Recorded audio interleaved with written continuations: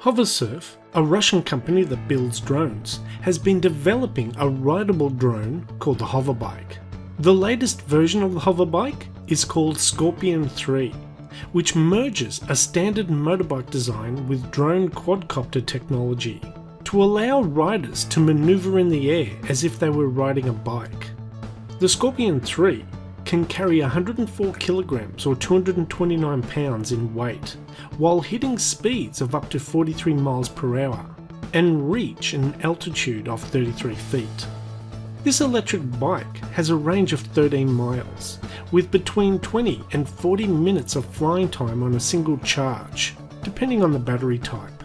Its batteries can be recharged in 3 hours, or they can be swapped out in a minute.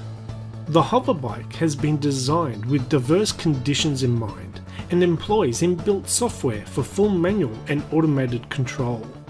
It's marketed as safe thanks to the state-of-the-art flight controllers that keep checks on parameters like altitude and speed.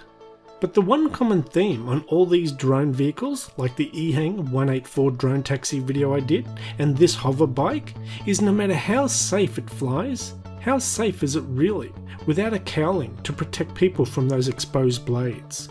While at the moment the craft is seen as an extreme sports vehicle and is still in a concept and prototype stage, the craft might be used in the immediate future. The Dubai police force has reportedly tested it for use in monitoring large, highly trafficked areas.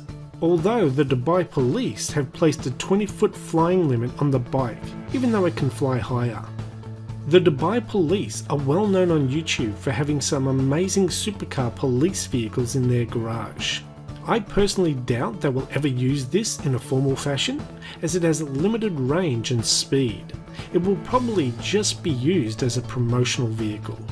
There is a special tourism department within the Dubai police dedicated to protect the tourist and to deal with them in English.